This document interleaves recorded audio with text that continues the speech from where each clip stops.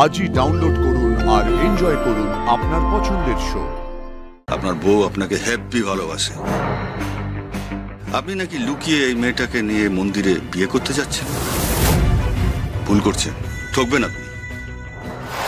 আমাদের সমস্ত সোর্সকে অ্যাক্টিভেট করো আর পুলিশের সমস্ত ছুটি বাতিল করো। আমি 2 ঘন্টার মধ্যে হেডকোয়ার্টারে পুরো পুলিশ ফোর্স চাই। স্যার। রাশি, তুমি এখানে বসে কমিউনিকেট করো ফোনে। ও যদি ফোন করে তাহলে তুমি ওর সাথে কিন্তু বিভিন্ন রকম ভাবে কথা বলে ওকে একটু আটকে রাখার চেষ্টা করবে। আর ওকে এটা পরিষ্কার করে বলে দেবে যে আমরা 6 জনকে ছাড়বো না, ছাড়ব 2 জনকে ছাড়বো। মাথা ঠান্ডা করে তুমি অ্যান্টনির সাথে কথা বলবে, মানে বিভিন্ন বিষয়ে কথা বলবে। মোদ্দা কথা হচ্ছে তুমি ওর কাছ থেকে সময় কিনবে, টাইম বাই করবে। Okay Sujoy, get back to work. Sir. Officer. Sir.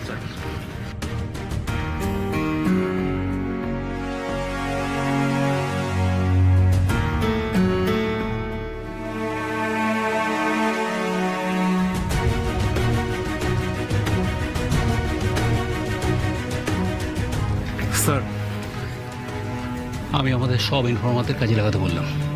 দেখা যাক ওরা অ্যান্টনির কি হয়ে রাখবে শুনতে পারে, আমরা সেই অনুযায়ী অ্যাকশন নেবো।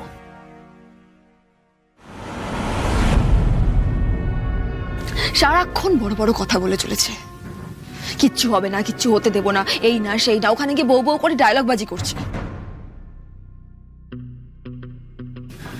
কোনো আইডিয়া আছে ওর কোথায় আছি, কি সিচুয়েশনে আছি আমরা? এই আপনাদের ত্রিকোণ প্রেমের ব্যাপারটা না বেশ জমে গেছে। আমি একটা সাজেশন দিই, আপনি কিন্তু ভুল করছেন। আপনার বউ আপনাকে হ্যাপি ভালোবাসে। না কথা বললাম, কথা বলে বোঝা যায় আপনার জন্য চিন্তা করতে করতে পাগল হয়ে গেছে, ঠাকুরকে ডাকছে। এরই মধ্যে পুলিশের কাছে চলে গেছে, ঝাঁপিয়ে পড়েছে আপনাকে বাঁচানোর জন্য। আর আপনি দাদা, জ্যাকের কাছে শুনলাম আপনি নাকি লুকিয়ে এই মেয়েটাকে নিয়ে মন্দিরে বিয়ে করতে যাচ্ছিলেন।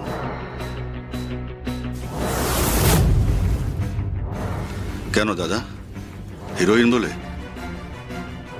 আমি আপনাকে বলছি ভুল করছেন, ঠকবেন আপনি। না মানে আপনাদের দুজনের সাথে তো কথা বললাম। এক্সকিউজ মি, আমাদের দুজনের পার্সোনাল ম্যাটারে আপনি কেন কথা বলছেন? কেন ইন্টারফেয়ার করছেন আপনি? যান যান প্লিজ যান, আমার ডিনারের টাইম হয়ে গেছে, ডিনারের ব্যবস্থা করুন। আমাকে লোকাল গুন্ডা মনে হচ্ছে? ডিনার খাবেন? ডিনারে আজ বুলেট দিলাম।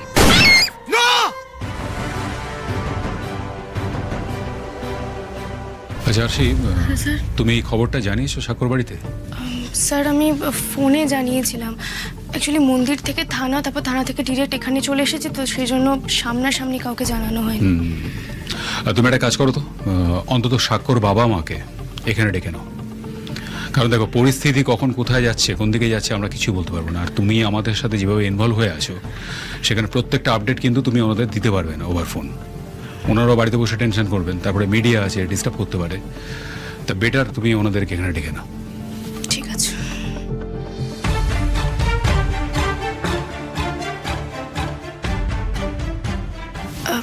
হ্যালো কাকু।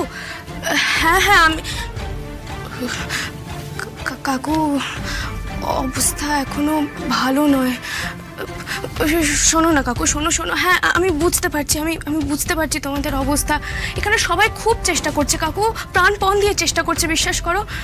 শোনো না কাকু, আমি যেটার জন্য ফোন করেছিলাম, তুমি কাকিমাকে নিয়ে এই হেডকোয়ার্টারে চলে এসো। হ্যাঁ, আর কাউকে এনো না, এখানে এনারা বেশি লোক অ্যালাউ করবে না। তুমি শুধু কাকিমাকে নিয়ে এসো, আর সাবধানে আসবে কাকু, গাড়ি করে এসো, কেমন? রাখি। হ্যাঁ হ্যাঁ হ্যাঁ বললাম, আসছেন। আচ্ছা, তুমি তো বলেছিলে স্বাক্ষর প্যাক আপ হয়ে গেছিল, তাহলে মধুমণি মিত্রকে নিয়ে উইদাউট সিকিউরিটিজ একা ও মন্দিরেই বা গেল কেন? মানে ওটা তো ওদের মানে কোনো শুটিং লোকেশন ছিল না, আর ওর তো বাড়ি ফিরে আসার কথা ছিল।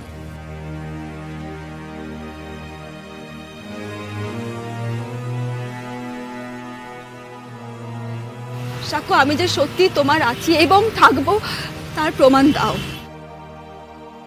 আমার সিঁথিতে এই প্রসাদী সিঁদুরটা পরিয়ে দাও সাক্ষ্য। ঠিক আছে, তুমি যখন এটাই চাইছো যে আশির প্রতি তোমার ধারণা ভাঙতে গেলে আমাকে আজ তোমায় এখানেই বিয়ে করতে হবে, তাহলে আমি সেটাই করব।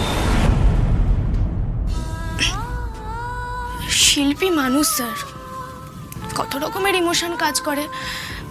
অ্যাকচুয়ালি আজকে সাক্ষ্যদের নতুন সিনেমার প্রথম দিনের শ্যুট ছিল, সেই জন্যই আমি সাক্ষ্য আর মধুমণি ম্যাডাম মন্দিরে পুজো দিতে গেছিলাম। পুজো তো, সেই জন্য সাক্ষ্য সিকিউরিটি নিয়ে যেতে চাইনি, আমিও বাধা দিইনি। শিল্পী মানুষকে একটু খোলা বাতাস দিতে চেয়েছিলাম। কি করে জানবো ওর জন্য এত বড় একটা বিপদ ওত পেতে রয়েছে? স্যার, ও আমার কেবিনে এসো, একটু ওয়েট করো।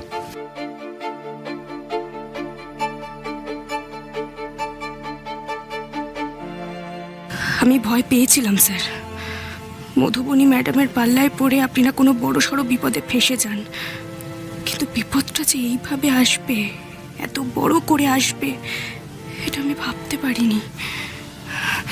এখন আমার নিজের উপর খুব রাগ হচ্ছে স্যার। কেন অন্যান্য বারের মতো ম্যাডামের সাথে ঝামেলা করলাম না, ঢপবাজি করবেন না বলে অশান্তি করলাম না। ওইটুকু সিঁদুরের অধিকার তো দেখাতে পারতাম স্যার।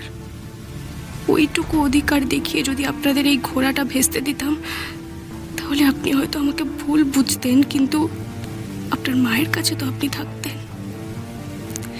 এই বিপদে তো পড়তে হতো না আপনাকে।